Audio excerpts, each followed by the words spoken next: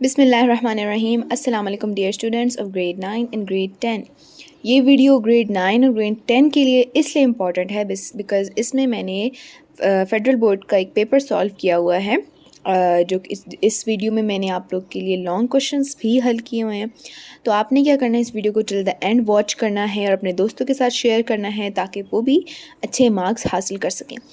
अब आपके पास जितने भी बोर्ड के पेपर्स हैं, आप उन तमाम फ़िज़िक्स के पेपर्स जितने भी हैं, क्योंकि आप लोग का कल जो है फ़िज़िक्स का पेपर होगा, तो आपने क्या करना है, उन सबको सॉल्व करना है।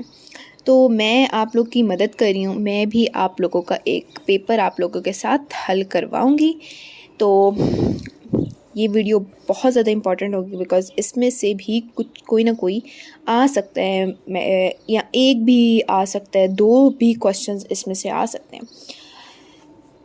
तो हल तो आपको करना ही होता है, क्योंकि पता कोई नहीं होता फेडरल बोर्ड वालों का कि वो रिपीट कर सकते हैं क्वेश्चन। तो जितनी अच्छी हमारी तैयारी होगी उतना अच्छा हमारा पेपर होगा, क्योंकि आप इम्प्रूवमेंट दे रहे हैं तो आपने अपने नंबरों को इम्प्रूव करना है। तो आपने ये नहीं सोचना कि हमने पहले से पढ़ा हुआ है तो हमारे अच्छे नंबर आ जाएंगे। नहीं, आप लोगों ने फुल दोबारा से हर एक चीज़ को रिपीट करना है, हर एक चीज़ को 3 to 4 टाइम्स पढ़ें और डेरिवेशंस को आप 2-2 दफ़ा लिखें। अब यकीन माने आपके सबसे अच्छे नंबर आएंगे। तो आप पहला क्वेश्चन हम करते हैं, what is least count of screw gauge, right the method to find the least count of screw gauge. तो चलिए स्टार्ट करते हैं इसे सॉल्व करना। सो ये रहा आप लोग का आंसर क्वेश्चन नंबर 1 का। Least count of screw gauge, the smallest measurement that we can take with the help of screw gauge is known as least count of the screw gauge. Least count of screw gauge is 0.01 millimeter और 0.001 centimetre. फिर ये आपके question का पहला part था। इसी तरीके से इसी मेथड को आपने फॉलो करके बोर्ड के पेपर में भी सॉल्व करना, इंशाल्लाह आपके अच्छे मार्क्स आएंगे। नेक्स्ट आपका पार्ट था method to find the least count. तो least count of a screw gauge can also be found by this, least count of the screw gauge, pitch of the screw gauge, number of division on the circular scale. आप इसको इस तरह भी लिख सकते हैं। और इसके आगे आपने एक और चीज़ करनी है कि इसमें आप लोगों ने वैल्यूज़ पुट करनी है। तो ये मैंने वैल्यूज़ पुट कर दी हैं, तुम्हारे पास ये आंसर आएगा। और अगर आप इसको सेंटीमीटर में कन्वर्ट करना हो तो आप डिवाइड बाय 100 करेंगे तो आपके पास 0.001 सेंटीमीटर आ जाएगा। तो अब अगला क्वेश्चन करते हैं। The speed of light is 29792458 metre per second. Express the number in standard form. तो आप जो है इस पेपर की स्क्रीनशॉट ले लें। मैं कम्युनिटी में भी आप लोग को शेयर कर दूँगी, इसके अलावा व्हाट्सएप चैनल में भी शेयर कर दूँगी आप लोग के साथ। तो चलिए इसको सॉल्व करते हैं। तो आप देख सकते हैं कि ये मैंने ये गिवन नंबर था, इसको स्टैंडर्ड फॉर्म में लिखा। स्टैंडर्ड फॉर्म मतलब कि आपने 10 में लिखना होता है, और ये वाला जो नंबर होगा ये आपका 1 और 10 के दरमियान में होना चाहिए, अदरवाइज़ वो स्टैंडर्ड फॉर्म नहीं होती। स्पीड ऑफ लाइट को आपने लिखना है। तो इस तरीके से आपका ये क्वेश्चन बहुत ही ईजी था, सिंपल था। मैं आपको बस आंसर्स दिखा देती हूँ और क्वेश्चन आप लोगों के साथ मैं कम्युनिटी में शेयर कर दूँगी। तो ये देखिए, ये सर्कुलर मोशन है, ये रोटेटरी मोशन है। इसमें डिफरेंस आपने पेपर में बिल्कुल इसी तरीके से लिखना है।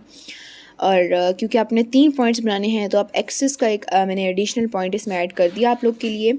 और ये इस तरीके से आप लोगों ने गिवन लिखना होता है पेपर में, और यूनिट्स को भी आपने साथ में सॉल्व करना होता है, और फिर आपने रिज़ल्ट की भी एक हेडिंग देनी होती है। तो आपके पास 5 हेडिंग्स होती हैं जो कि आपने पेपर में देनी होती है। Given, required, formula, calculation and the last is result.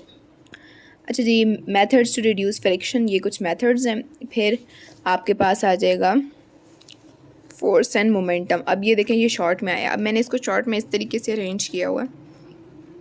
अब आपके पास भी अगर ये शॉर्ट में आ जाए, आपने इस क्वेश्चन को ऐसे ही सॉल्व करना है।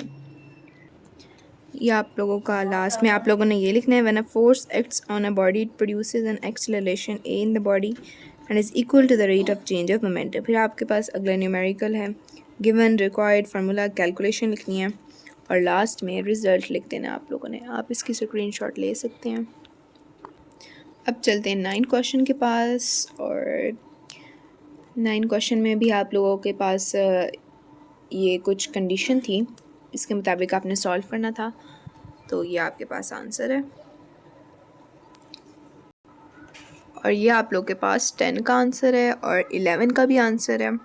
आपने 11 का आंसर देखे, इम्पॉर्टेंट वर्ड्स को हाईलाइट करना है और एंड में क्वेश्चन के एंड पे आपने एक लाइंस भी लगा देनी है। अभी यहाँ पे मैंने नहीं लगाई, लेकिन आप लोगों ने लगानी है। यहाँ पे देखें कि ये क्यों होता है इस तरह, आपने रीजंस लिख देनी है, फिर ये क्यों इस तरह होता है इसकी रीज़न लिख देनी है, ठीक है। तो अब नेक्स्ट क्वेश्चन की तरफ चल। क्वेश्चन नंबर 12 जो कि आपकी बुक में से ही है, thickness of length, chapter number 9 में से। इसको भी आप चेक कर सकते हैं अपनी बुक में से। तो ये वाला क्वेश्चन है, जो मैंने क्वेश्चन किया है उसमें एक डिफरेंस है कि यहाँ पे उन्होंने आपको 1 ज़ीरो दिया हुआ है। तो आप सोच रहे हो कि ये क्वेश्चन तो मैंने बुक में भी किया था, इसका आंसर ये बन रहा था, मेरा गलत है, ये वाला है, आपको ये फीलिंग्स आ रही हो पेपर में। तो आपने घबराना नहीं है, बस आपने मेथड देखना है। अगर आपका मेथड ठीक है तो आपका आंसर भी ठीक है। अब वो क्वेश्चन को बिल्कुल वैसा दे के आप लोगों को थोड़ा सा चेंज कर देते हैं और आपको पज़ल कर देते हैं, लेकिन जितने रट्टे मारे होंगे वो पज़ल हो जाएंगे और जिन्होंने रट्टे नहीं मारेंगे वो बिल्कुल भी नहीं घबराएंगे। तो ये क्वेश्चन नंबर 13 है, बिल्कुल आपने इसी तरीके से पेपर में सॉल्व करना है। बेस्ट प्रेजेंटेशन है ये। सेक्शन सी मैं आपको अगली वीडियो में दिखा दूँगी क्योंकि अभी टाइम थोड़ा शॉर्ट है। तो मिलते हैं आप लोगों को नेक्स्ट वीडियो में एक नए सवाल हल करने के साथ मिलेंगे आप लोगों को, और ये हम लोग अब मैं आपको फुल दिखाऊंगी पेपर।